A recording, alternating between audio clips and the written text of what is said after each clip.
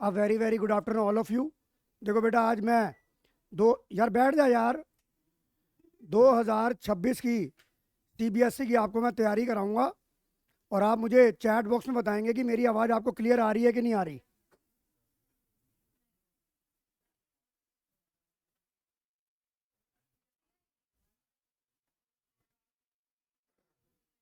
अब ठीक है, थैंक यू बेटा, थैंक यू।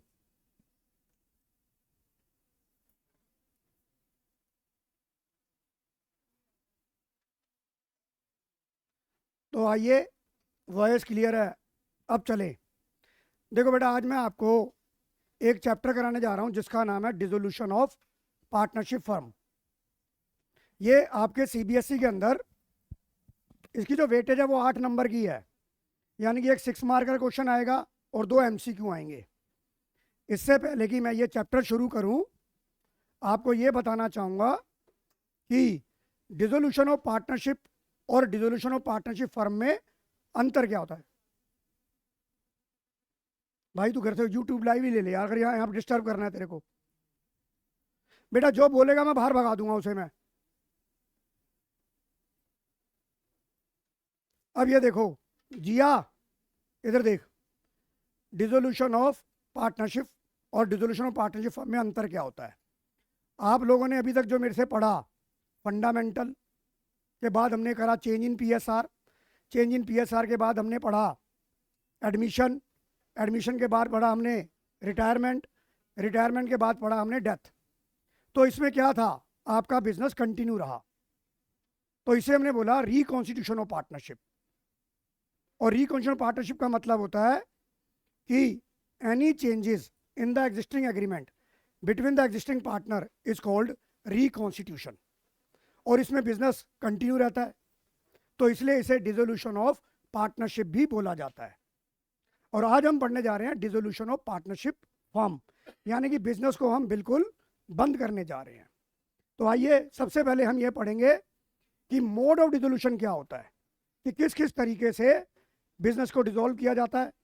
मैं आपको जो तैयारी कराऊंगा वो सीबीएसई के साथ साथ आपको जो सीयूटी का सब्जेक्ट है आपका डोमेन में, उसकी तैयारी भी साथ साथ होगी।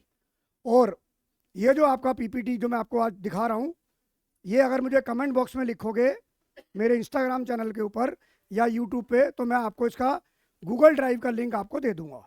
राइट, तो शुरू करते हैं आज की क्लास।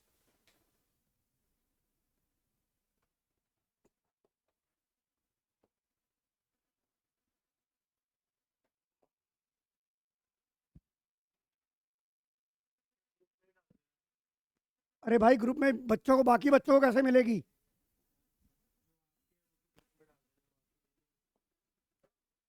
ये देखो, dissolution of partnership form, dissolution of partnership form. आजा बेटा अंदर।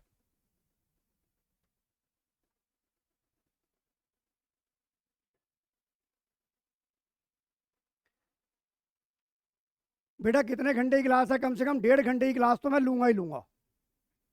राइट, आज पहली क्लास है, मुझे व्यू भी बताना कि कैसा आउटपुट निकला, इसके लिए आपको फायदेमंद हुई या नहीं हुई। मुझे दूसरे यूट्यूबर की तरह वो लाइक करो, सुपर चैट करो, ये मुझे नहीं आता। ये तुम्हें आता है तो तुम कर देना, मेरे को ये बोलना नहीं आता। देखो साफ सी बात है, I am a 53 year old man, तो मुझे नए नहीं आते, पर हाँ हाँ सीखने की कोशिश जरूर कर रहा हूँ मैं। मेरा काम है तुम्हें सीबीएसई के अंदर 90 के पार पहुंचाना। और अगर आपने मेरी ये यूट्यूब लाइव सेशन ले लिए तो मैं आपको गारंटी कहता हूँ जो फेल होने वाला बच्चा है वो भी 60 मार्क्स ले जाएगा आराम से, जिसकी जमानत जब्त है। तो आइए चलते हैं डिसोल्यूशन ऑफ पार्टनरशिप फॉर्म। अब डिसोल्यूशन ऑफ पार्टनरशिप फर्म का मतलब क्या हुआ, ये देखिए। डिसोल्यूशन ऑफ पार्टनरशिप फर्म का मतलब क्या हुआ, dissolution of a partnership firm in the process by which the existence of the partnership firms comes to, क्या लिखा है ये, यहां पर बिजनेस में क्या कर रहा हूं, बंद कर रहा हूं। और जो हिंदी मीडियम के बच्चे हैं उन्हें शब्द क्या मिलेगा, यहां पर फर्म का क्या हो रहा है, फर्म का समापन, यानी कि बिजनेस एंड हो रहा है यहां पर। राइट, अब चलते हैं आगे।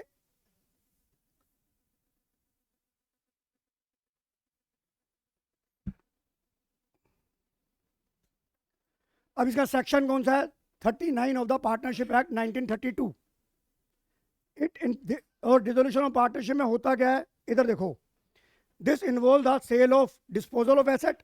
हम यहाँ बिजनेस बंद कर रहे हैं तो क्या करेंगे, अपनी एसेट को बेचेंगे और लायबिलिटी को पे ऑफ करेंगे।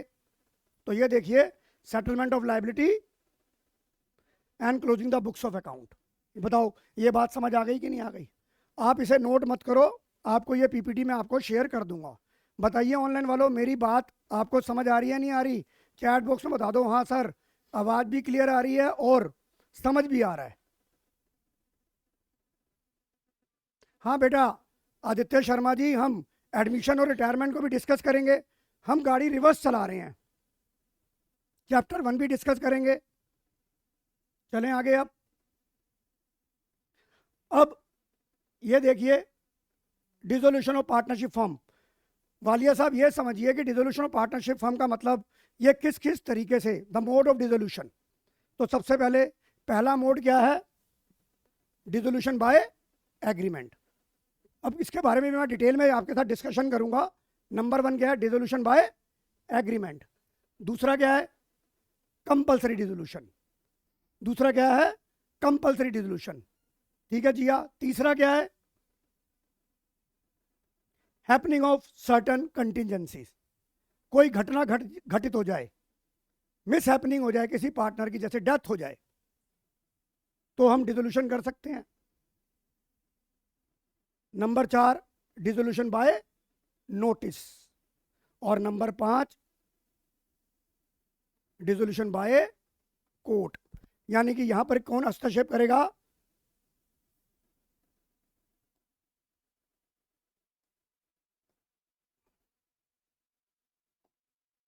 कहाँ गए इसके वो,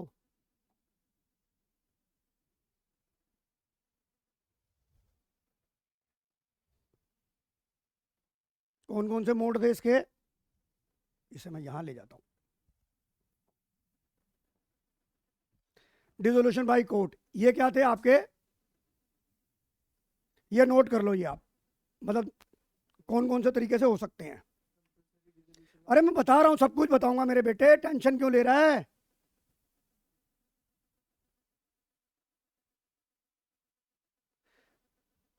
बेटा अखिल, न्यूमेरिकल भी कराऊंगा, पर बेटा न्यूमेरिकल करने के लिए आपको प्रैक्टिकल नॉलेज के लिए आपको थ्योरी आनी चाहिए। और 2 1 मार्कर के जो सवाल हैं वो थ्योरी में आएंगे। तो 100 नंबर को क्यों आप 98 करना चाहते हो आप? न्यूमेरिकल भी कराऊंगा। चलो मैं ये भेज दूंगा आपको ये। आगे चलो, डिसोल्यूशन बाय एग्रीमेंट। पार्टनर ने, सबने कहा, सबने कंसेंट दे दी, रजामंदी दे दी कि अब बिजनेस को बंद कर देंगे, तो हम बिजनेस को डिसॉल्व कर देंगे। मेरी बात समझ आ रही है कि नहीं आ रही? अब यहां पर मैं आपको कुछ चीजें बताऊंगा। तो डिसोल्यूशन के मैंने आपको क्या बताया, यहां पर एक बात नोटिस करने वाली है कि एक डिफरेंस आता है डिसोल्यूशन ऑफ पार्टनरशिप, जो मैंने स्टार्टिंग में डिस्कस करा, और एक डिफरेंस होता है डिसोल्यूशन ऑफ पार्टनरशिप फर्म। मैं बार बार बोलूंगा, ये वर्ड देखना बहुत जरूरी है। जो पहले के आपके 5 चैप्टर हैं वो है डिसोल्यूशन ऑफ पार्टनरशिप पे। अब हम पढ़ेंगे dissolution of partnership firm. Agree कर रहे हो ये बात? ये शब्द बड़े ध्यान से देखना कि एग्जामिनर ने डिसोल्यूशन ऑफ पार्टनरशिप वर्ड लिखा है या डिसोल्यूशन ऑफ पार्टनरशिप फर्म लिखा है। एग्री तुषार? अब दूसरा सबसे ज्यादा इंपॉर्टेंट है कंपल्सरी डिसोल्यूशन। और इस बार जो सीयूटी का एग्जाम हुआ उसके अंदर इस बार पहली बार बच्चे से सेक्शन भी पूछे गए, बच्चे से। हाँ बेटा PYQ भी कराऊंगा, अखिल शराफ सब कुछ कराऊंगा, टेंशन मत ले। चलें अब compulsory dissolution is the most important concept for examination point of view. समझा देता हूं, लिखा हुआ आएगा यहां पर। कंपल्सरी डिसोल्यूशन का मतलब होता है कि आपके पास कोई और चॉइस नहीं है, आपको बिजनेस को बंद करना ही करना पड़ेगा। तो सर ऐसी कौन सी सिचुएशन है जहां पर आपको बिजनेस को बंद करना ही करना पड़ेगा। श्वेता जी बेटा, क्लास कम से कम 1.5 आवर की होगी, यानी कि 2:30 पे खत्म होगी। समझ आ गया? तो मैं 1 मार्कर के सवाल सीयूटी के लेवल के लिए भी कराऊंगा। तो कंपलसरी डिसोल्यूशन यानी कि अनिवार्य समापन। आपके पास कोई और चॉइस नहीं है कि आप बिजनेस को किसी और तरीके से बंद ना करें और आप कोई और रास्ता ले लें। तो नंबर 1 सबसे पहला जो मोड है कंपलसरी डिसोल्यूशन का, जब आपका बिजनेस अनलॉफुल हो जाए, यानी कि बिजनेस आपका इलीगल हो जाए। सर ये क्या बात हुई? जब हमने पार्टनरशिप की डेफिनेशन पढ़ी थी और चैप्टर नंबर 1 फंडामेंटल में आपने पढ़ा कि जो बिजनेस होना चाहिए वो लॉफुल होना चाहिए, जो बिजनेस होना चाहिए वो लॉफुल होना चाहिए, और अब आप बात कर रहे हो अनलॉफुल की। तो बेटा जब बिजनेस चालू किया था तो वो लीगल था, अब वो इलीगल हो गया। ऐसा भी तो हो सकता है कि नहीं हो सकता? इलीगल कोई चीज पहले लीगल हो फिर इलीगल हो गई। तो सर ये कौन सी सिचुएशन हुई जहां पर बिजनेस आपका इलीगल हो जाएगा? ये तो हमने कभी पढ़ी नहीं। वहां पर तो ये पढ़ा कि बिजनेस इलीगल हो जाए। तो एक एग्जांपल देंगे क्या आप कि जो बिजनेस को इलीगल बना रहा है? अरे सुनो तो सही यार, टेंशन मत ले। मैं तुम्हें एनसीईआरटी, क्योंकि हमारी गीता बाइबल कुरान हमारी क्या है, एनसीईआरटी है, और एनसीईआरटी में एक क्लॉज लिखी गई है कि अगर कोई पार्टनर एनिमी कंट्री से बिलोंग करता है, अभी आपने लेटेस्ट, हम इंडिया में रह रहे हैं, अभी जो लेटेस्ट एपिसोड हुआ, माननीय प्रधानमंत्री श्री नरेंद्र मोदी जी ने स्टिंग क्या करा, ऑपरेशन कर दिया। जो हमारा कश्मीर के अंदर जो हिंदू भाइयों को मारा गया, उसके बाद सरकार ने एक्शन लिया। तो वो कौन सी कंट्री के साथ एक्शन हुआ था? सरदार जी बताएंगे कौन सी कंट्री के साथ एक्शन हुआ था? पाकिस्तान के साथ। तो पाकिस्तान के साथ हुआ था, नहीं हुआ था? तो ये बताइए, अब हमारा मान लो कोई पार्टनर पाकिस्तान से बिलोंग कर रहा है, तो अब ये बताइए वो कंट्री हमारी एनिमी कंट्री हो गई कि नहीं हो गई? वो कंट्री हमारी एनिमी कंट्री हो गई कि नहीं हो गई? तो हमारा कोई पार्टनर किसी ऐसी कंट्री से बिलोंग करता है जो हमारी एनिमी कंट्री बन जाती है, तो उस केस में जो हमारा बिजनेस होगा वो इलीगल हो जाएगा। तो उस केस में हम ये नहीं कर सकते कि उस एनिमी कंट्री के पार्टनर को हम रिटायर कर दें, हमें बिजनेस कंपलसरी बंद करना ही करना पड़ेगा। मेरी बात सबको समझ आ गई कि नहीं आ गई? हाँ जी, ऑनलाइन वालों सबको समझ आ गई कि नहीं आ गई? बेटा अकाउंट भी आते हैं, जिया समझ आ गया बेटा? अब दूसरा जो केस है, दूसरा केस है जब पार्टनर इंसॉल्वेंट हो जाए, दिवालिया हो जाए। और आपको पता है इंसॉल्वेंट का मतलब क्या होता है? व्हेन ए पर्सन और a company, when a person are not able to pay debts. तो ये बात मैं नहीं कह रहा, ये लॉ कह रहा है। लॉ का कौन सा सेक्शन कह रहा है? इंडियन पार्टनरशिप एक्ट 1932 सेक्शन 41 में लिखा गया है, क्योंकि सीयूटी में बार बार बोल रहा हूँ कि सेक्शन भी आ गए आजकल। तो अगर वहां लिखा गया when all partner, underline the word when all partner except one, सभी पार्टनर एक को छोड़कर अगर दिवालिया हो जाए, when all partner except one become insolvent, तो आपको कंपलसरी डिसोल्यूशन करना पड़ेगा। तो आइए देखते हैं अब ये व्हेन ऑल पार्टनर या all partner except one become insolvent. और दूसरा क्या हो गया? When business of the firm become illegal. और इलीगल का मैंने आपको एग्जांपल दे दिया, when A partner who is a citizen of a country become an alien enemy because of the declaration of war with his country, with India. कोई translation mistake हो सकती है, उसे कंसीडर मत करो, टाइपिंग में एरर हो सकती है। रात को 3 बजे पीपीटी बनाई है, हाँ, तो टेंशन मत लो आप। आपको मेन समझा दिया कि भैया अगर वो एनिमी कंट्री से बिलोंग कर रहा है तो हम ये नहीं कर सकते कि उस पार्टनर को हम रिटायर कर दें और धंधा चालू रखें, हमें कंपलसरी डिसोल्यूशन करना पड़ेगा। अब आप करते क्या हो? कंपलसरी डिसोल्यूशन में डिसोल्यूशन बाय कोर्ट कर देते हो और कोर्ट वाले में कंपलसरी वाला डाल देते हो। पता नहीं कौन से दिमाग से तुम्हारे जो ये कोविड वाले बच्चे जो आ गए हैं बेटा, हैं तो बहुत इंटेलिजेंट, पर सही जगह दिमाग नहीं लगाते, और मुझसे ज़्यादा इंटेलिजेंट हो तुम लोग। मैं ये भी मानता हूँ जो मेरे सामने ऑफलाइन बच्चे बैठे हैं वो मुझसे ज़्यादा इंटेलिजेंट है, मैं तो 12वीं में बिल्कुल लल्ला था, पर तुम ज़्यादा इंटेलिजेंट हो, तुम्हें अपना अच्छा बुरा पता है, पर पढ़ाई के लिए तुम्हें अच्छा नहीं पता, बुरे कामों के लिए आपको पता है कि क्या अच्छा है। कोंटियों में जाना, पार्टियों में जाना, कॉन्सर्ट अटेंड करना, अगले दिन स्कूल का प्री बोर्ड है पर कॉन्सर्ट अटेंड करना है। दिल्ली वाले बच्चे तो आफ्टर पार्टियां कोंटियां उठा रहे हैं, 2,500 के पास बेच रहे हैं। तो बेटा ये छोड़ दो, पढ़ लो। विधान साहब आपके लिए भी कह रहा हूं मैं, ये गया ही नहीं, आ जाइए। ये हो गया, समझ आ गया। चलिए आगे। The happening of the certain contingency, कि अगर कोई घटना घटित हो जाए तो डिसोल्यूशन कर सकते हैं। नंबर 1, अगर मान लो आपने एक पार्टनरशिप बनाई 10 साल के लिए, 10 साल खत्म हो गए कि भाई 10 साल तक हम धंधा करेंगे, उसके बाद बिजनेस बंद कर देंगे, फिक्स टर्म के लिए एक्सपायरी हो गई उसकी। दूसरा हितांश, हमने मान लो हमने हम रियल एस्टेट में जा रहे हैं, हमने कहा कि हम एक प्रॉपर्टी बनाएंगे, मिलकर उसका प्रॉफिट लॉसेस शेयर करेंगे, वो प्रॉफिट बन गई, बिक गई, काम खत्म। तो ये वाली बात समझ आ गई। सेकंड पॉइंट, प्रतिभा यस और नो? हाँ जी, सबको समझ आ रहा है कि नहीं आ रहा? अब आ जाओ तीसरा, bye death of A partner. Sir ये क्या बात हुई, क्या एक पार्टनर की डेथ के केस में डिसोल्यूशन हो सकता है? मैंने तो पढ़ा ही नहीं है।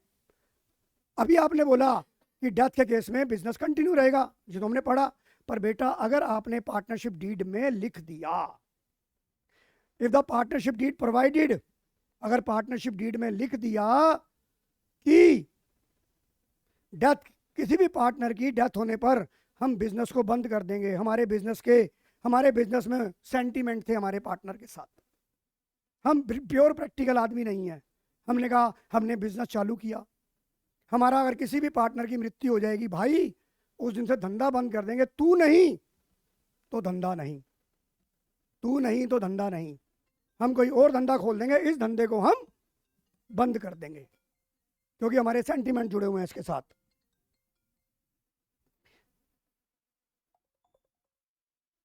अब आ जाओ आगे। तो मतलब अगर सवाल आ जाए कि क्या डेथ के केस में डिसोल्यूशन हो सकता है, आंसर इज यस, हो सकता है, इफ पार्टनरशिप डीड प्रोवाइड। आगे चलो। हाँ बेटा, हमने पार्टनरशिप बनाई, तूने और मैंने, और हमने पार्टनरशिप बनाई कि भाई 5 साल काम करेंगे, उसके बाद तू अपने घर, मैं अपने घर। 5 साल पूरे हो गए, 5 साल पूरे हो गए। चलो भाई, अब जैसे एक तेरे को मैं तरीका बताता हूँ, बंदा तलाक लेता है, और फिर भी लोग, जो कोर्ट होती है वो ये कहती है कि एक बार 6 महीने रह के देख लो, क्या पता तुम्हारी आपस में बन जाए, और अगर नहीं बनी तो तलाक तो मैं दे ही दूंगी ऑर्डर फिर। तो वो 6 महीने खत्म हो गए, 6 महीने बाद उन्होंने कहा नहीं जी मैं इस आदमी के साथ नहीं रह सकती, ठीक है, और लेडीज ने बोला कि मैं इस आदमी के साथ नहीं रह सकती, और आदमी ने बोला मैं इस लेडीज के साथ नहीं रह सकता, हमारे को प्लीज बख्शो और हमारा तलाक कर दो। तो बताओ 6 महीने के टाइम के बाद भी क्या हो गया, डिसोल्यूशन हो गया कि नहीं हो गया? मेरी बात समझ आ गई? देखो बेटा एक बात बोलूं, अभी तुम्हें ये 10 मिनट क्लास बोर लगेगी क्योंकि प्रैक्टिकल नहीं आ रहा, पर अगर आपने 100 नंबर लेने हैं तो आपको ये नॉलेज होनी चाहिए। चलें आगे। अब आ जाओ डिसोल्यूशन बाय नोटिस। एक आपकी पार्टनरशिप होती है पार्टनरशिप एट विल। जैसे विल का मतलब होता है इच्छा अनुसार, विल का मतलब होता है इच्छा अनुसार। तो बेटा जब पार्टनरशिप एट विल हुई, तो पार्टनरशिप एट विल का मतलब होता है जब हम पार्टनरशिप बनाते हैं तो पार्टनर के पास, सबके पास राइट होता है कि हम बिजनेस को कभी भी बंद कर सकते हैं। जैसे महाभारत में भीष्म पितामह को इच्छा मृत्यु का वरदान मिला था कि नहीं मिला था, कि उन्हें कभी भी मृत्यु ले सकते हैं। तो इसी तरह जब पार्टनरशिप एट विल वाली होती है तो वो कभी भी बिजनेस को पार्टनर बंद कर सकते हैं, पर उसके लिए अगर एक पार्टनर ने भी चाहा कि बिजनेस को बंद करना है तो उसे क्या करना पड़ेगा, इधर देखो, उसे नोटिस किस में देना पड़ेगा, राइटिंग में देना पड़ेगा अदर पार्टनर को। यानी कि अगर ओरली वो बोलता है तो डिसोल्यूशन नहीं हो सकता। मेरी बात समझ आ गई कि नहीं आ गई? चलें आगे।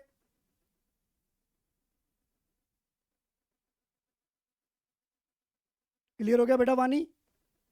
चलूं आगे चलूं? हो गया खट्टर साहब?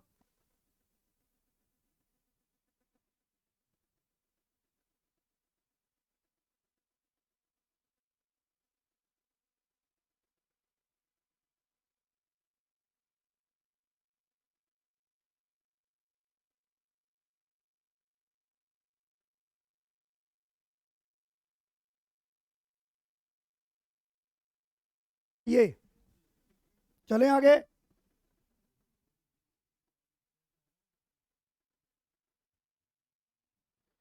चलिए आगे चलते हैं अब। सर इतनी थ्योरी कौन करवाता है? अखिल बेटा, अगर 100 नंबर लेना है तो बेटा तुम्हें कोई थ्योरी कराए ना कराए, मैं बिना थ्योरी के नहीं चल सकता। चलें आगे चलें? चलें आगे चलें?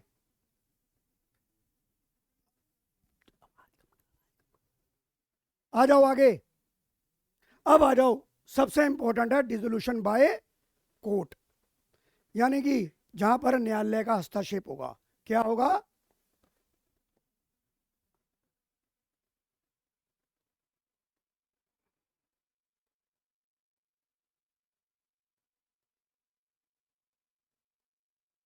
हस्तक्षेप। आपने पढ़ा, आपने क्या पढ़ा जब हमने डिसोल्यूशन ऑफ फर्म पढ़ा? आज हम डिसोल्यूशन ऑफ फर्म पढ़ रहे हैं, इससे पहले क्या पढ़ रहे थे हम? Dissolution of partnership. तो कभी आपने चेंज इन पीएसआर में, एडमिशन में, रिटायरमेंट में या डेथ में कभी आपने देखा कोर्ट का नाम भी आया हो? नहीं आया ना। बट डिसोल्यूशन में कोर्ट का नाम आ गया, तो एक बेसिक डिफरेंस आ गया कि नहीं आ गया? क्या बेसिक डिफरेंस आ गया? कि भाई डिसोल्यूशन ऑफ पार्टनरशिप में कोर्ट का इंटरवेंशन नहीं होता, but dissolution of partnership firm में कोर्ट का इंटरवेंशन होता है। बताइए समझ आ गया कि नहीं आ गया? अब कोर्ट में, कोर्ट के थ्रू कब होगा डिसोल्यूशन? जब बेटा कोई पार्टनर अनसाउंड माइंड हो जाए, पागल हो जाए, बहकी बहकी बातें करने लगे, वो गाना गाने लगे, तुम दिन को अगर रात कहो रात कहेंगे, मेंटल हो गया वो। तो हम क्या करेंगे बेटा? डिसोल्यूशन करेंगे। वो भी किसके थ्रू करेंगे? कोर्ट के थ्रू। अब आप कहोगे सर ये कंपलसरी में क्यों नहीं डाला गया? कंपलसरी में क्यों नहीं डाला गया? अब ये बताओ, भगवान ने उसे पागल कर दिया। अब मैं तुम्हें एक एग्जांपल देता हूं, पार्टनरशिप में अनलिमिटेड लायबिलिटी होती है कि नहीं होती? और एक पार्टनर पागल हो गया और तुम बोलो कि सर एक काम करो, पैसे देने की बारी आई, लोन ले लिया था, आपने कहा जाओ पागल पार्टनर की घंटी बजाओ, उससे ले लो, हम तो नहीं दे रहे, क्योंकि जो लायबिलिटी होती है वो अनलिमिटेड होती है। अब भगवान ने उसे पागल कर दिया। अब इससे पहले कि वो दूसरे लोग, दूसरे क्रेडिटर, आप उसकी घंटी बजाओगे, कोर्ट कहता भाई ये नाइंसाफी हो गई, भगवान ने उसे पागल कर दिया, इससे ज़्यादा तुम उसे और पागल मत करो, अब मैं डिसॉल्व करूंगा अपने तरीके से। तो कोर्ट डिसोल्यूशन में कोर्ट इंटरवेंट करेगी, तुम खुद डिसोल्यूशन नहीं कर सकते। और ये पेपर में सवाल आता ही आता है। क्या हो गया? हाँ जी, नहीं देखा नहीं मैंने कमेंट में भाई। चलो आगे चलो यार, मैंने क्या कहा है, इधर देखो।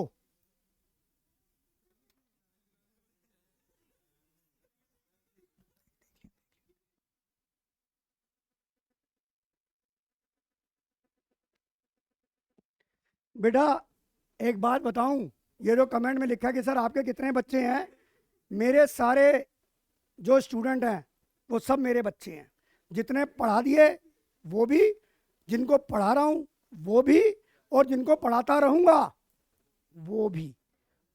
पास्ट, फ्यूचर और प्रेजेंट सारे मेरे साथ हैं। मेरी बात समझ आ गई कि नहीं आ गई? चलें आगे चलें? आइए अब देखो, अब ये डिफरेंस देखो डिसोल्यूशन ऑफ पार्टनरशिप और डिसोल्यूशन पार्टनरशिप फर्म में। सबसे पहले डिसोल्यूशन ऑफ पार्टनरशिप फर्म में business is not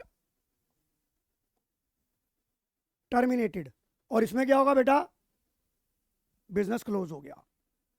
settlement of account, आपने देखा कि जब आप एडमिशन करते हो तो वहां बुक्स कंटिन्यू रहती है, पर यहां पर बुक्स बंटा ढार। Asset and liability are revalued and new balance sheet is drawn, नई बैलेंस शीट बनानी पड़ती है।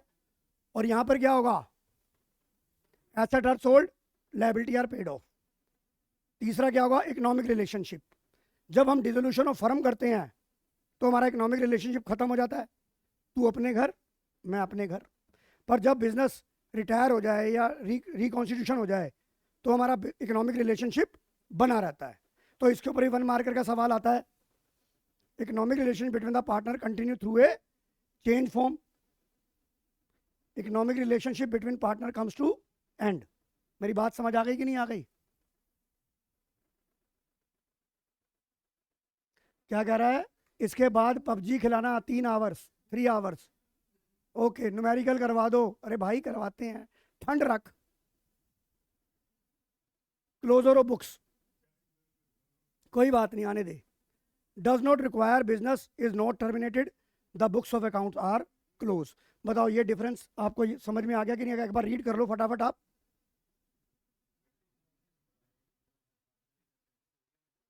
नहीं नहीं, क्या? हाँ, डिसोल्यूशन करनी है फर्म की? नहीं, मेजोरिटी से हो सकती है। चले आगे, चले भाई, चलूं आगे। अब न्यूमेरिकल का टाइम आ गया, इधर देखो। आजा भाई, अखिल शराफ, तेरी आत्मा भटक रही थी, न्यूमेरिकल करा दो, न्यूमेरिकल करा दो। करा रहा हूं न्यूमेरिकल।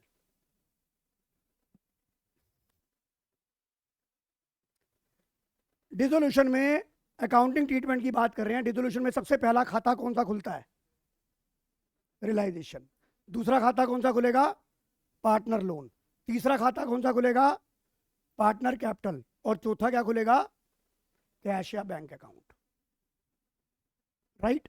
और इसके ऊपर 1 मार्कर का सवाल आता है, जी हाँ, इसके ऊपर 1 मार्कर का सवाल आता है कि डिसोल्यूशन में अकाउंट्स का सीक्वेंस क्या है, पहले क्या खुलेगा?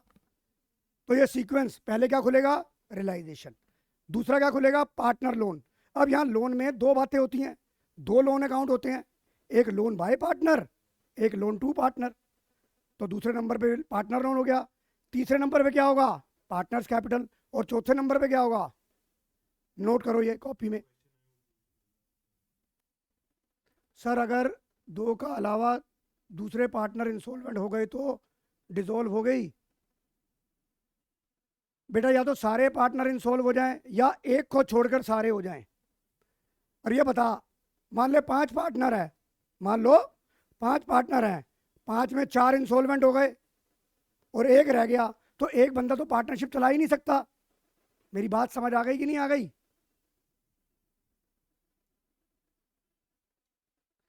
सर ये सीरीज में रिवीजन के लिए देखनी चाहिए या फिर इसके बाद मैं 1.5x पर रिकॉर्डिंग या फिर सैंपल पेपर?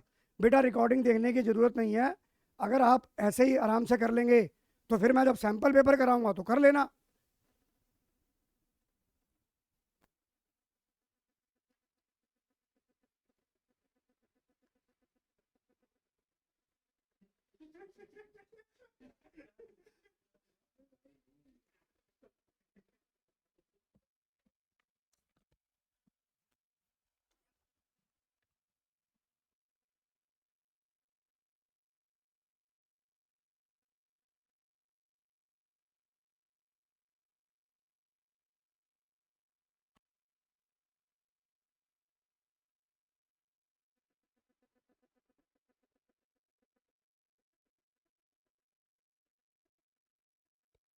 ये देखो आगे।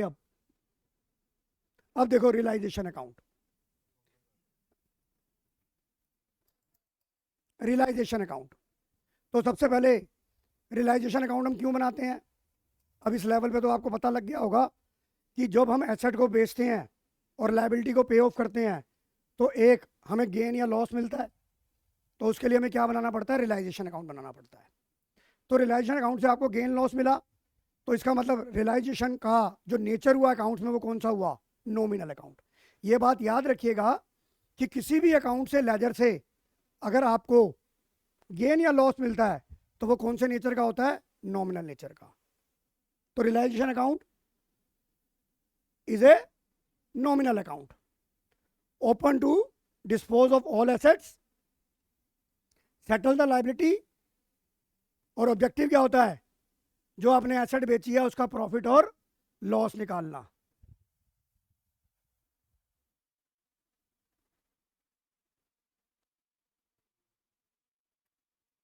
मेरी बात समझ आ गई वानी?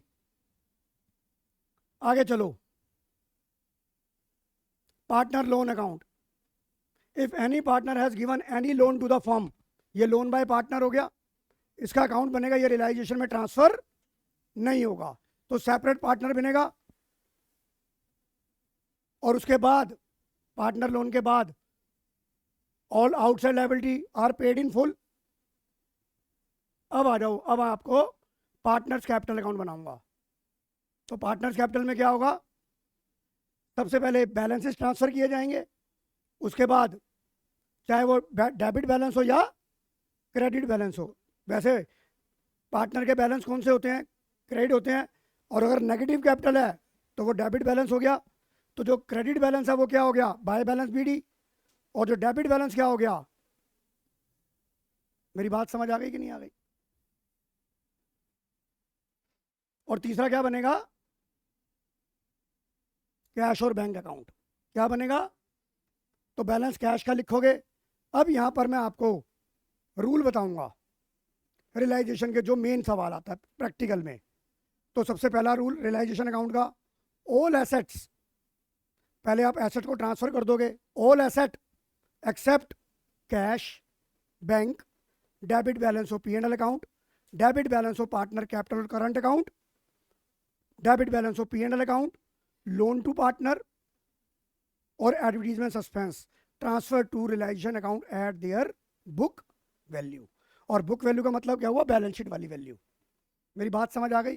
पहले सभी एसेट्स को, इनको छोड़कर, पर एक बात याद रखनी है कि गुडविल को आपको ट्रांसफर करना है। मैंने एक्सेप्ट में गुडविल वर्ड नहीं बोला। यहां पर आप कॉमन एरर क्या कर दोगे? गुडविल को रियलाइजेशन में ट्रांसफर करने की बजाय आप क्या कर दोगे? आप उसे पार्टनर में राइट ऑफ कर दोगे, और वहां पर ही आंसर आपका गलत हो जाएगा। वहां पर ही आपका आंसर गलत हो जाएगा। तो ऐसे तो हम क्वेश्चन सॉल्व नहीं कर पाएंगे बेटा। क्यों नहीं कर पाएंगे? कल कोई CBSE का पेपर थोड़ी ना है। ये जो लाइव सेशन ले रहा हूं, ये ट्यूसडे, थर्सडे, सैटरडे, और हो सकता है अगर आप मुझे अच्छा रिस्पॉन्स देंगे तो रात को भी ले लूँगा सेशन। तो मुझे कमेंट बॉक्स में लिखो कि सर और सेशन बढ़ा दो, तो मैं पहले ले लूँगा, मुझे क्या दिक्कत है? मेरा काम तो पढ़ाना है, पढ़ना तुम्हारा काम है। तुम मुझे जितना अच्छा रिस्पॉन्स दोगे, एक हाथ ले एक हाथ दे। चलो आगे। अब आ जाओ ट्रीटमेंट ऑफ लायबिलिटी साइड। आपके पास ये बैलेंस शीट है कि नहीं है? थर्ड पार्टी है। थर्ड पार्टी में क्या है? क्रेडिटर है, BP है, बैंक लोन है, प्रोविडेंट फंड है, पार्टनर रिलेटिव लोन है, आउटस्टैंडिंग एक्सपेंसेस है, और बैंक ओवरड्राफ्ट। आपको ये चीज ध्यान रखनी है, ये चीज bank overdraft is the third party liability, is a third party liability. और ये थर्ड पार्टी लायबिलिटी को अपने रियलाइजेशन में ट्रांसफर करनी है। एग्री? खट्टर एग्री? चलें आगे। पार्टनर के लोन, ये आउटसाइड लायबिलिटी नहीं होती। ये कहां थी? Reserve against asset, depreciation fund, investment fluctuation fund, provision for doubtful debt, undistributed profit reserve fund, general reserve, P&L, contingency reserve, workman compensation fund. अब ये देखो, इसके ट्रीटमेंट बता रहा हूं, ये कहां जाएंगे अब।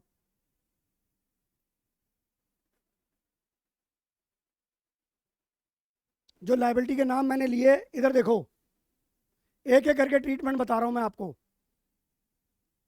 ये सारी चीजें नोट कर ली आपने, देख ली आपने स्क्रीन पर। अब ये जो चीजें हैं, ये वाली जो चीजें हैं चाहत, ये कहां जाएंगी? Credit side of realisation account. Siddharthi समझ आ रहा है कि नहीं आ रहा? ये देखो यही समझाने जा रहा हूं मैं यहां पर। Third party liability transfer to, देखो लिखा भी हुआ है ये क्रेडिट साइड, और ये आपको सवाल में कहां दे रखी होगी, बैलेंस शीट में दे रखी होगी।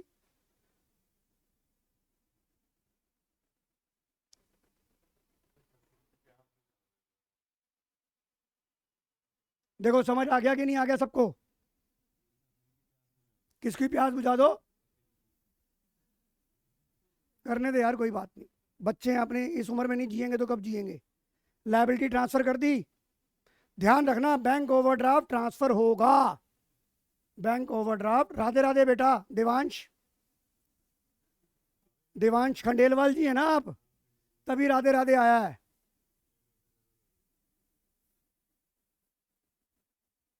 चलूं आगे, आगे चलो, ये देखो थर्ड पार्टी लायबिलिटी ट्रांसफर कर दी हमने, समझ आ रहा है मैदांश? आगे चलो,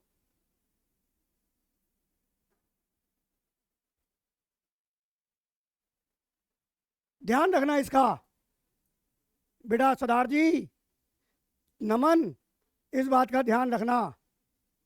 यहां पर ये गलत लिखा गया, टाइपिंग एरर हो गई है यहां पे, यहां पर बाय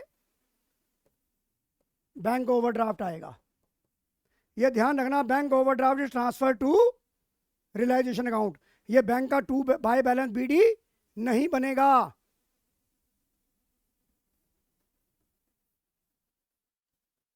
पार्टनर लोन अकाउंट, आप कॉमन मिस्टेक करते हो कि पार्टनर लोन अकाउंट सेपरेट बनेगा, ये रियलाइजेशन में ट्रांसफर नहीं होगा। तो आओ चलिए, ए का पार्टनर लोन अकाउंट था जिया, तो क्या लिखेगी, बाय बैलेंस बीडी लिखेगी, लिखेगी। मतलब मैं तैयारी ऐसे करा रहा हूं कि आपने कुछ भी नहीं पढ़ा, मैं फटाफट आपको पूरा तैयार करके भेजूंगा यहां पर। तो रिलेशन अकाउंट कार्तिक समझ आ रहा है कि नहीं आ रहा? चलूं आगे शौर्य,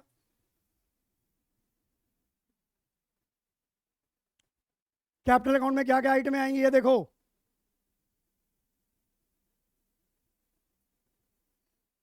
सबसे पहले एक बात याद रखना, सवाल चाहे जो मर्जी हो, सबसे पहले ओपनिंग बैलेंस ट्रांसफर करना।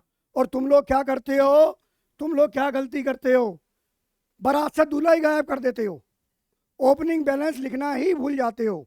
यहां पर मेरे सामने अभी मेरी एक स्टूडेंट बैठी हुई है, और ये हर साल 4 या 5 बच्चे ऐसे होते हैं जो ओपनिंग बैलेंस लिखना ही भूल जाते हैं, बारात से दूल्हा ही गायब कर देते हैं। और बताओ बारात से अगर दूल्हा गायब हो गया तो शादी कैसे होगी? मैं पब्लिकली ये यूट्यूब पर लाइव ले रहा हूं, तो इसलिए मैं बच्चे का नाम नहीं लूंगा, पर बच्चा मेरी आंखों के सामने बैठा है, ध्यान दे दे बेटा तू। अब ये आइए, अब जितने आपके क्या हैं, और ये सारी चीजें आपको कहाँ काम आएंगी, नॉर्मल में भी काम आएंगी। ये देखो बैलेंस बीडी हो गया,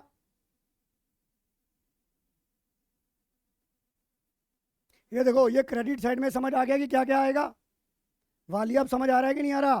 क्रेडिट साइड में क्या क्या आएगा, चाहत समझ आ रहा है बेटा? लक्ष्य, कोई दिक्कत? हितांश, चलूं आगे?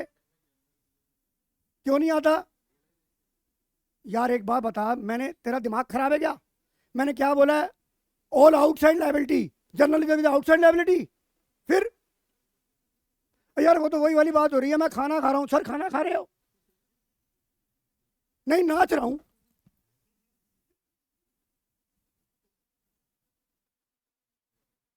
यार देख, इस लेवल पे तू 80 नंबर वाला बच्चा है, इस लेवल पे जनरल रिजर्व आएगा या नहीं आएगा, ये बात ना अपने को हजम नहीं होती। ये क्लास को डिस्टर्ब करना, वैसे डिस्टर्ब कर दे तू। हाँ जी बोलो।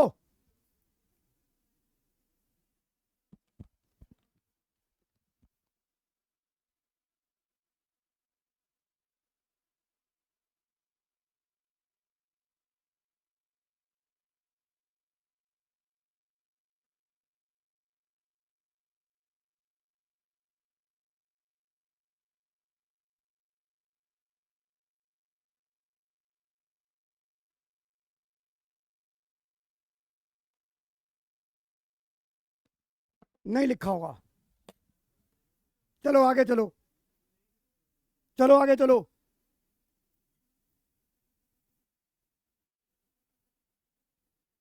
अब देखो, रिजर्व अगेंस्ट एसेट, जैसे मान लो डाउटफुल डेटर दे रखा है और प्रोविजन फॉर डाउटफुल डेट भी दे रखा है, तो ये जो एसेट होगी वो भी ट्रांसफर होगी और उस एसेट का रिजर्व फंड भी ट्रांसफर होगा। जैसे डेटर के साथ provision for doubtful date, machinery के साथ मशीनरी रिप्लेसमेंट फंड या प्रोविजन फॉर डेप्रिसिएशन, ये वहां ट्रांसफर होगा। तो चलिए ये देखिए,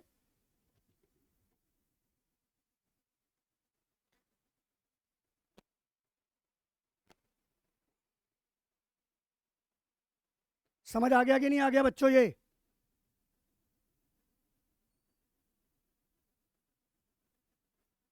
समझ आ गया? ये चलूं आगे? और एक बात याद रखना, ये जो मैंने 3 चीजें लिखी है, no further entry to be, इनका कुछ आगे पेमेंट मत कर देना। कहीं लगता है प्रोविजन की पेमेंट कर बैठते हैं नमन जैसे बच्चे, नमन वहां बन जाता है चमन।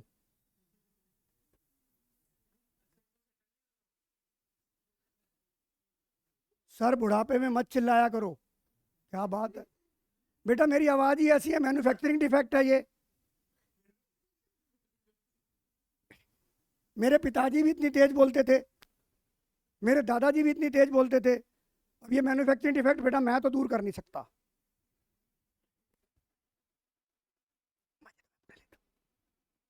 आ जाओ, अब करते हैं सेटलमेंट ऑफ लाइबिलिटी को। यहां पर मैं आपको एक चीज बताना चाहूंगा, सेटलमेंट ऑफ लाइबिलिटी ये क्या मतलब हुआ? रिकॉर्डेड और अनरिकॉर्डेड। रिकॉर्डेड का मतलब जो बैलेंस शीट में गिवन थी, अनरिकॉर्डेड का मतलब जो बैलेंस शीट में गिवन नहीं थी। तो जो बैलेंस शीट में लाइबिलिटी गिवन थी, इसके बारे में मैं एक मुद्दे की बात बताता हूं। आपने लाइबिलिटी ट्रांसफर कर दी और सवाल में लाइबिलिटी के बारे में कुछ नहीं लिखा हुआ, लाइबिलिटी में सवाल के बारे में कुछ नहीं लिखा हुआ, तो बेटा ईमानदारी क्या कहती है? ईमानदारी ये कहती है कि जो भी अब आप बिजनेस बंद कर रहे हो, तो अगर क्रेडिटर को सवाल में नहीं दिया तो उसे उसकी बुक वैल्यू पे उसे पैसे दे के नक्की करो, यानी कि बैंक से उसे पेमेंट दे दो। और किस पे दे दो? बुक वैल्यू पे। यानी कि मान लीजिए क्रेडिटर के बारे में लिखा हुआ है, क्रेडिटर 50,000 के रियलाइजेशन में आपने ट्रांसफर कर दिए, 10,000 का क्रेडिटर लिखा हुआ है, 10,000 के क्रेडिटर को आपने 9,000 दे दिए, तो आपने बाई टू बैंक 9,000 लिख दिए। अब 50,000 में से 10,000 के क्रेडिटर सेटल हो गए, जी हाँ, पर 40,000 के क्रेडिटर अभी बचे हैं कि नहीं बचे? और उसके बारे में सवाल कुछ भी नहीं बोल रहा, तो अब उसके 40,000 रुपये आपने देने बाकी हैं, तो बेटा हाथ जोड़ के उसे पेमेंट दे दो। और पेपर में आप यही भूल जाते हो, पेपर में आप यही भूल जाते हो कि लायबिलिटी को, जो बची हुई लायबिलिटी है उसे पेमेंट नहीं देते। एग्री?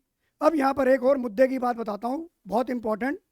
जो अनरिकॉर्डेड लायबिलिटी है वो रियलाइजेशन में ट्रांसफर तो हुई नहीं, पर उसको पे कर दी, तो भी रियलाइजेशन टू बैंक से डेबिट हो जाएगा नहीं हो जाएगा?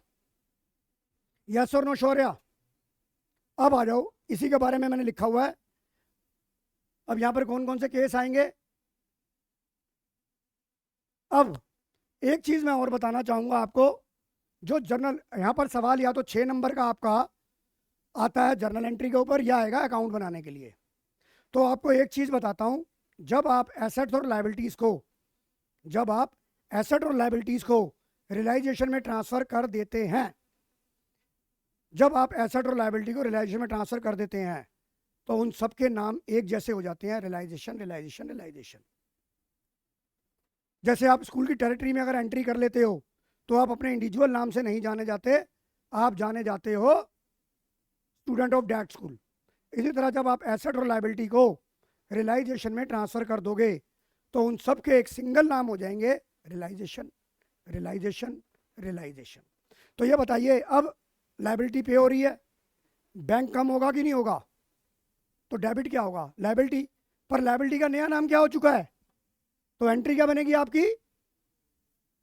Realisation to bank. जीना मरना किसके साथ हितांश? रियलाइजेशन के साथ। मेरी बात समझ आ गई कि नहीं आ गई? तरज समझ आ गया कि नहीं आ गया?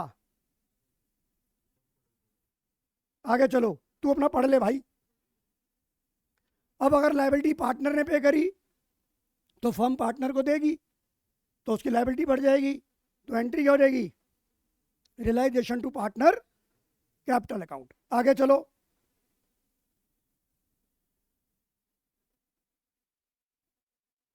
ये देखो, अब लायबिलिटी ट्रांसफर कर दी मैंने।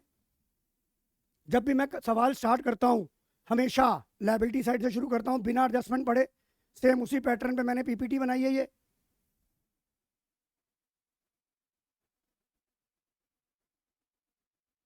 तो ये रियलाइजेशन अकाउंट बनाया।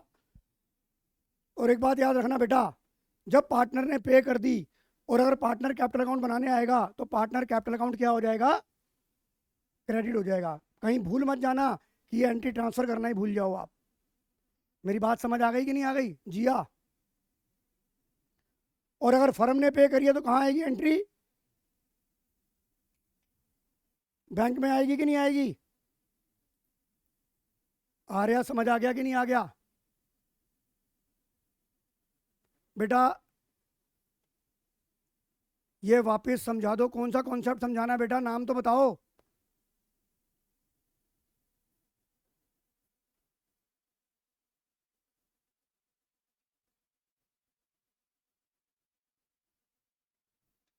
समझ आ गया? ये चलूं आगे हितेश? अब आ जाओ, इज द मोस्ट इंपॉर्टेंट जो मैंने आपके साथ डिस्कस करा Hitansh. If the absence of any information regarding the any outside liability, तो क्या करोगे आप, फुल पेमेंट दे दोगे। और जनरल एंट्री क्या बनेगी, realisation account debit to bank. और अगर आप रियलाइजेशन अकाउंट बनाओगे तो जैसे मान लो यहाँ पर क्रेडिटर लिखा हुआ है 10,000 का और क्वेश्चन इसके बारे में कुछ नहीं बोल रहा, तो आप क्या करोगे, हाथ जोड़ के पेमेंट दे दो 10,000 रुपये। बताओ समझ आ गया कि नहीं आ गया? तुषार समझ आ गया? बताओ बेटा ऑनलाइन वालों, समझ आ रहा है कि नहीं आ रहा? बेटा चैट बॉक्स में एक बार बता दो समझ आ रहा है कि नहीं आ रहा।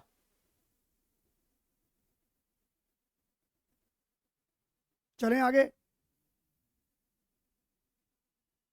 अब आ जाओ, अनरिकॉर्डेड लायबिलिटी आपने ट्रांसफर नहीं करी पर इसको आपको पेमेंट देनी है, तो आप क्या करोगे, एंट्री पेमेंट दे दोगे। तो एंट्री जिया क्या बनेगी, रियलाइजेशन टू बैंक। हालांकि ये ट्रांसफर नहीं हुई है पर फिर भी आपको पेमेंट देनी पड़ेगी। अब आ जाओ ट्रीटमेंट ऑफ एसेट साइड। मैंने आपको क्या बोला, ऑल एसेट कौन कौन सी छोड़नी है, बोलो मेरे साथ, कौन कौन सी छोड़नी है, कैश, बोलो cash, bank, debit balance of P and L account, debit balance of partner capital और current account, loan to partner, advertisement suspense और debit balance of partner current account. अब मैंने इसके अंदर गुडविल, सर पे हाथ रख के कसम खाओ, खाओ सर पे हाथ रख के कसम कि सर गुडविल को हम रियलाइजेशन में ट्रांसफर करेंगे। मैं कसम खाता हूं कि गुडविल को रियलाइजेशन में ट्रांसफर करूंगा और उसे पार्टनर के कैपिटल अकाउंट में राइट ऑफ नहीं करूंगा in their old ratio. Vedansh याद रहेगी बात? तो अगर ये आपने ये गलती सुधार ली तो आपका डिसोल्यूशन गलत नहीं होगा। ये लायबिलिटी के बारे में हो गया। अब एसेट साइड में क्या करना है बेटा, ये तेरे को एसेट दे रखी है, ये जो लाल वाले हैं ये मैंने आपको कसम खिला दी कि नहीं खिला दी, ये जो लाल वाले हैं ये ट्रांसफर नहीं होंगे। ट्रांसफर कौन से होंगे वानी, ट्रांसफर कौन से होंगे, गुडविल का नाम नहीं है। तो मैं यहां पर इसलिए जानबूझ के मैंने ये गुडविल का वर्ड नहीं लिखा कि गुडविल कॉमन मिस्टेक करोगे तो लिखा हुआ है, अरे हाँ दिख तो गई, सॉरी सॉरी, गुडविल का नाम लिखा हुआ है। तो ये सारे क्या होंगे, ट्रांसफर होंगे। आइए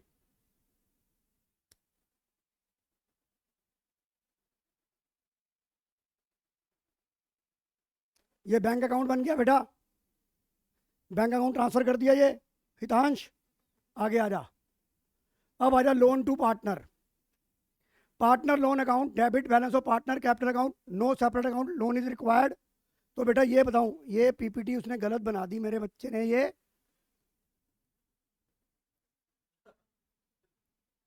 कई बार क्या होता है, गलती करके सुधारना भी, कहते हैं ना, गलती करके सुधारने में याद रह जाता है। लोकल बात जैसे नॉर्मल बात याद नहीं रहेगी, पर तुम लोगों के साथ क्या है कि पहले तुम्हें गलत करा दो, फिर तुम्हें सही कराओ। तो partner loan account, debit side of partner, no separate loan account is required, ये बात क्या है, गलत है कि नहीं है? तो जो पार्टनर का लोन कौन से वाला है, ये लोन टू, यानी कि ये कौन से वाला हो गया, एसेट साइड वाला। तो आपको ध्यान रखना है, चाहे वो एसेट साइड वाला हो चाहे वो लायबिलिटी साइड वाला हो, उसका सेपरेट अकाउंट बनेगा और किसके थ्रू होगा, सेटल बैंक अकाउंट के थ्रू। बट इसकी भी एक एक्सेप्शन है, इसकी भी एक एक्सेप्शन है। अगर किसी पार्टनर का कैपिटल नेगेटिव है, अगर किसी पार्टनर का कैपिटल नेगेटिव है और लोन बाय पार्टनर है, और वो लोन बाय पार्टनर है, तो आप उस लोन बाय पार्टनर को कैपिटल अकाउंट से एडजस्ट कर सकते हो। अयान मेरी बात समझ आ गई? नहीं सर मेरे को नहीं समझ में आया। मैं आपको ये कहता हूं, मैंने ये बोला है,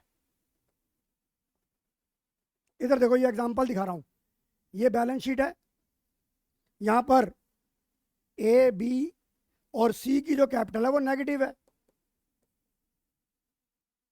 और यहां पर ये लिखा हुआ है लोन बाय सी 5,000। तो बताओ ये सी की नेगेटिव कैपिटल है कि नहीं है, और ये लोन बाय पार्टनर है। तो अगर मैं इसकी जर्नल एंट्री बनाऊंगा तो क्या बनाऊंगा, इधर देखो, लोन बाय सी, बड़ा बड़े इंपॉर्टेंट कॉन्सेप्ट है। कितना है बेटा, 10,000 टू सी कैपिटल कितना आ जाएगा, चल मैं तो 6,000 कर देता हूं तो कंफ्यूज हो जाओगे, 6,000। अब बाकी की 4,000 पेमेंट आप दोगे कि नहीं दोगे? भाई पेमेंट तो यार, लोन बाय सी 6,000 लिखा तो 6,000 कैपिटल में डाल दिया ना, ध्यान से पढ़। 10,000 देने थे, अच्छा 10,000 नेगेटिव कैपिटल थी, एक मिनट, हाँ गलत कर दिया मैंने यहाँ। तो सी कैपिटल लोन की जगह क्या लिखना था मुझे, सी कैपिटल कितना हो जाएगा, 10,000।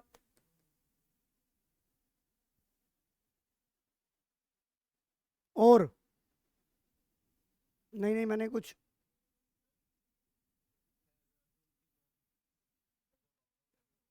एक मिनट एक मिनट, सिचुएशन क्या थी मेरी, सी की कैपिटल थी यहाँ पर 10,000, और यहाँ पर था लोन बाय सी 6,000। ये डेबिट बैलेंस था, इसे क्रेडिट करेंगे, ये क्रेडिट बैलेंस था इसे, तो क्या एंट्री होगी, loan by C debit 6,000 to, यार पहले सही तो लिखा था मैंने यार, क्रेडिट, अच्छा अच्छा अच्छा अच्छा, अब ये हो गया कि नहीं हो गया? अब बाकी क्या हो जाएगा, ये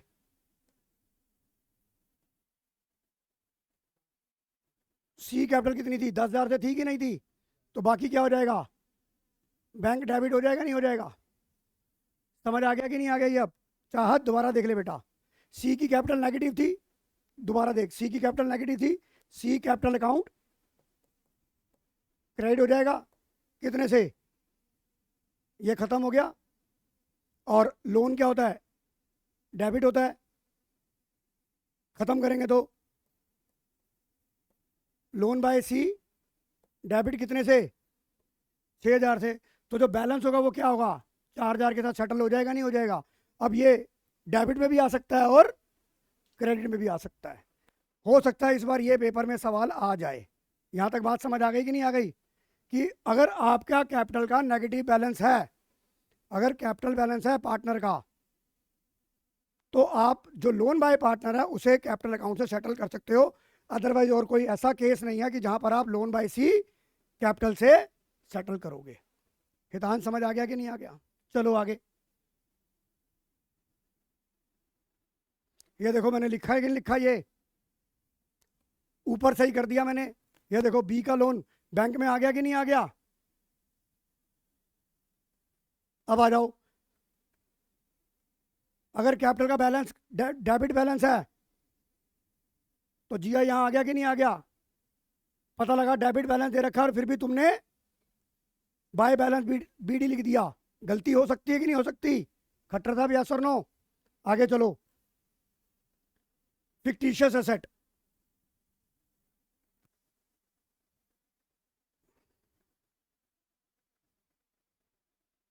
ये डेबिट में आएगा। अब जिया ये बता ये कौन सी रेशो में आएगा, ओल्ड में, न्यू में, या सैक्रिफाइस या गेनिंग में। सर पागल हो गए हो आप। डिसोल्यूशन में ना सैक्रिफाइस होती है, ना गेन होती है, ना न्यू होती है। क्या होती है, सिर्फ ओल्ड ही होती है। सर कंफ्यूज मत करो, किसमें जाएगा राइट ऑफ होगा, और इसमें क्या नहीं जाएगा। इसमें कैपिटल अकाउंट मैंने क्या नहीं डाली, अरे वो तो डाली है। हाँ, अबे वो भी डाला है। गुडविल नहीं जाएगी। क्या नहीं जाएगी, बोल रहा हूं गुडविल नहीं जाएगी, फिर गलती करोगे वहां। ध्यान रखना, ध्यान रखना, ध्यान रखना, गुडविल नहीं जाएगी। गुडविल राइट ऑफ नहीं होगी डिसोल्यूशन में। अच्छा ये बता कार्तिक, गुडविल जाएगी कहां। हाँ तो कहां जाएगी, रियलाइजेशन के डेबिट में जाएगी। रियलाइजेशन के डेबिट में जाएगी। ये राइट ऑफ नहीं होगी। कसम भी खिलवाई थी, झूठी कसमें खाते हो तुम।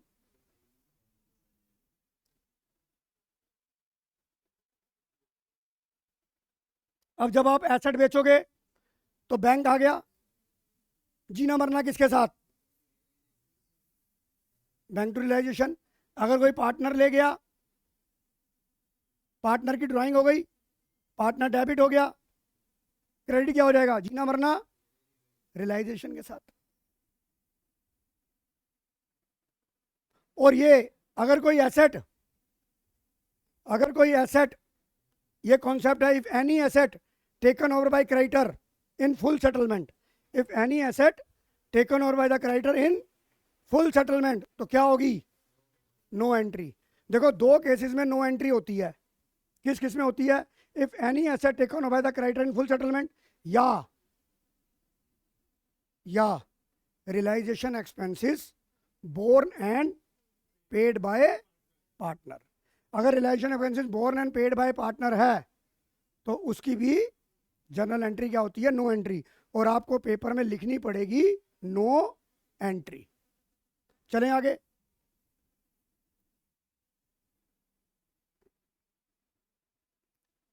क्या क्या एक्सक्लूड करा मैंने, पढ़ो इसे।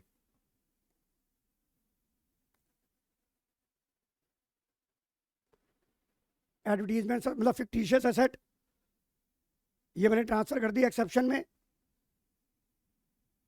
अब ये देखो, जरा ध्यान से देखना, जब पार्टनर एसेट ले गया तो कहाँ आएगा, अगर पार्टनर ले गया तो पार्टनर के डेबिट में आ गया, और अगर आपने बेच दी तो बैंक के डेबिट में आ गया। मेरी बात समझ आ गई कि नहीं आ गई, प्रतिभा समझ आ गया बेटा। चलूं आगे, अब आ जाओ। अब ये बहुत मोस्ट इंपॉर्टेंट कॉन्सेप्ट बताने जा रहा हूं, इंटेंजिबल एसेट के बारे में। Intangible assets are those assets जिसका ना तो फिजिकल सेंस होता है, ना उसे टच कर सकते हैं, ना उसे सीन कर सकते हैं। और अगर आपने उसे ट्रांसफर कर दिया और उसकी वैल्यू नहीं दी हुई, यानी question is silent about intangible asset, तो आप उसे कंसीडर नहीं करेंगे, उसकी वैल्यू को क्या मानेंगे, जीरो। बट अगर कोई ऐसी एसेट है टेंजिबल, जैसे कि plant and machinery, furniture, machinery, और इसकी वैल्यू आपने ट्रांसफर करी है, पर सवाल में ये नहीं दिया कि ये रिलाइज हुई है या बिक गई, रिलाइज हुआ या पार्टनर टेक ओवर, कुछ नहीं दिया हुआ, तो आप उसे बुक वैल्यू पे रिलाइज कर लेंगे। पर यहां पर एक बात आपको ध्यान रखनी है, दो एसेट्स ऐसी हैं जो रिलाइज नहीं होगी, उनको सेम ट्रीटमेंट मिलेगा इंटेंजिबल एसेट का, और उनका नाम है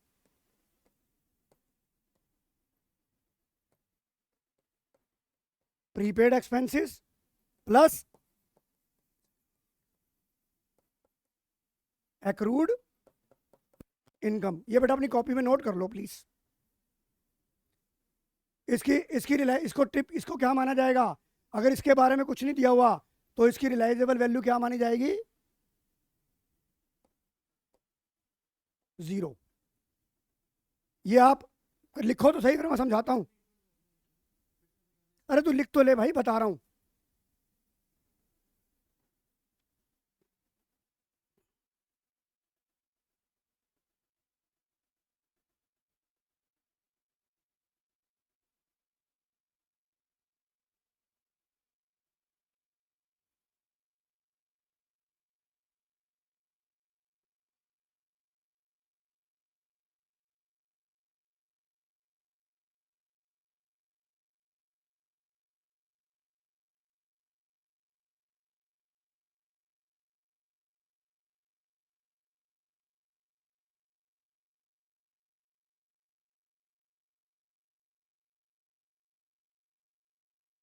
कर लिया नोट ये?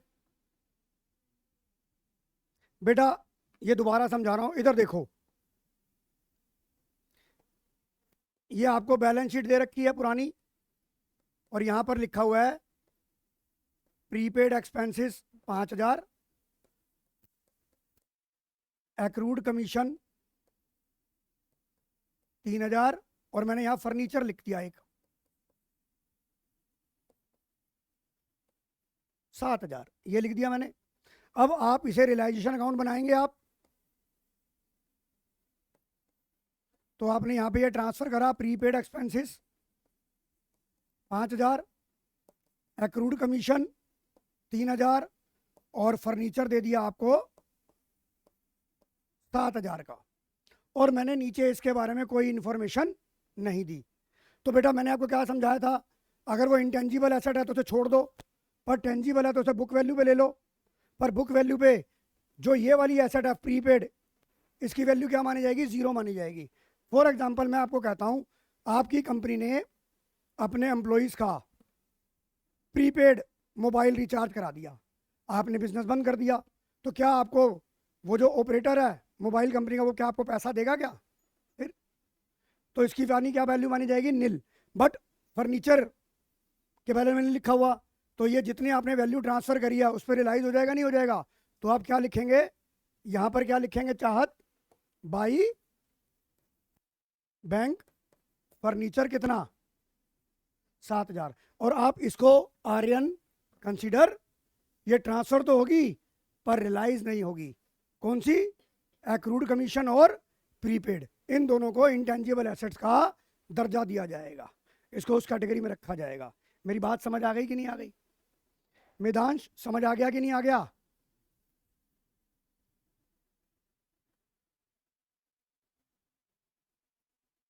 इधर देखो बेटा, सरज क्या लिखा, पढ़ ले इसे अब।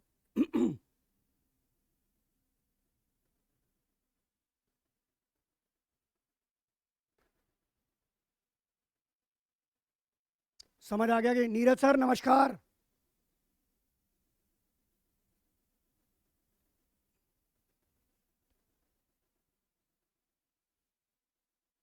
समझ आ गया ये?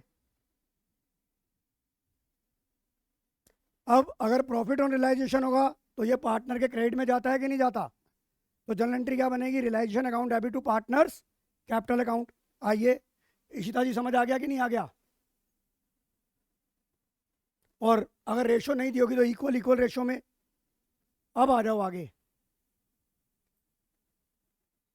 और ये गलती क्या करते हो तुम लोग? शरद जी ये कहाँ जाएगा, डेबिट में या क्रेडिट में? और तुम क्या कर देते हो कई बार? डेबिट में। ये देख, प्रॉफिट यहां जाएगा और रियलाइजेशन का लॉस यहां जाएगा, ध्यान रखना ये। समझ आ गया जी मेदांश?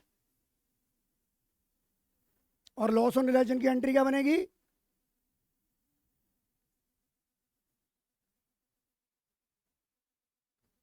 देखो वही चीज जो मैं समझाता हूँ वो अगली स्लाइड में आ जाती है कि नहीं आ जाती?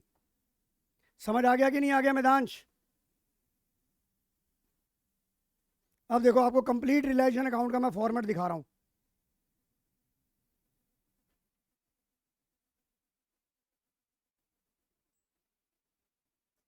चेक करो ये कंप्लीट रियलाइजेशन 6 नंबर का आता है कि नहीं आता, एक बार रीड करो इसे।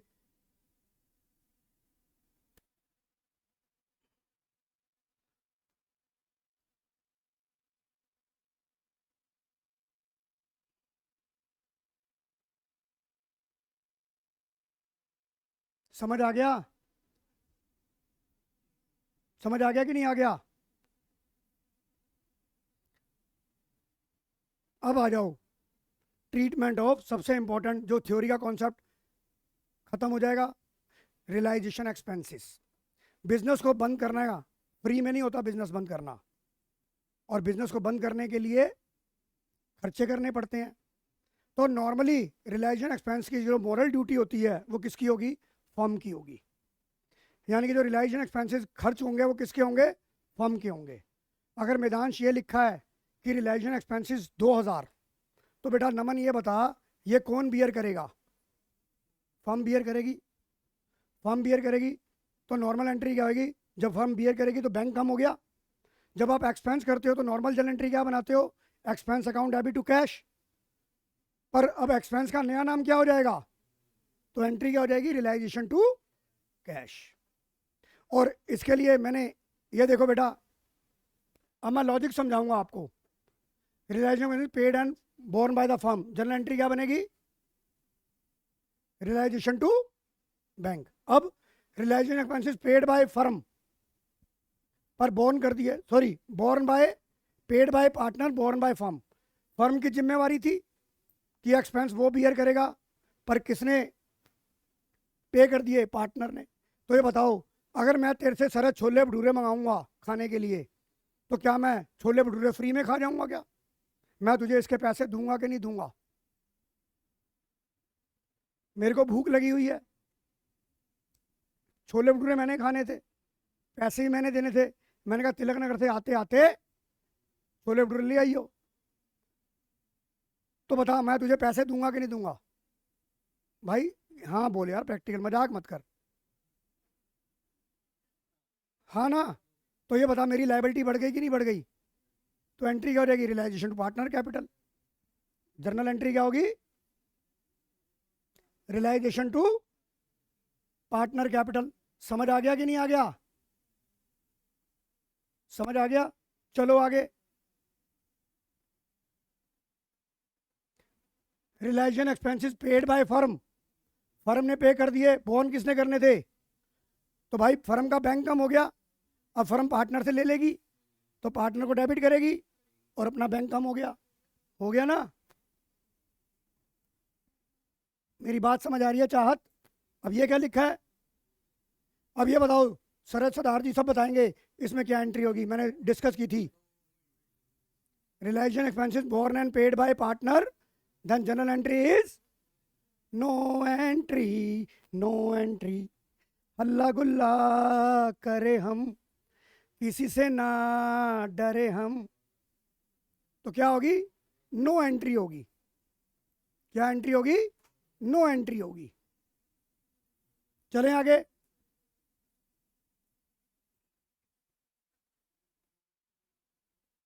अब यहां पर हमारी थ्योरी को विराम हो गया। अब मैं आपको कराऊंगा सीबीएसई के PYQ। आ जाओ। अब क्या कह रहा है? या अगली क्लास में कराऊं? बोलो।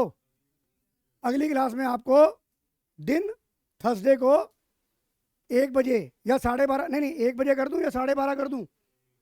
1 बजे फिर दोबारा मिलते हैं। किसके साथ? प्रैक्टिकल क्वेश्चन करेंगे और उस दिन ये चैप्टर खत्म। आपके खाते में 8 नंबर आ जाएंगे। थैंक यू बेटा।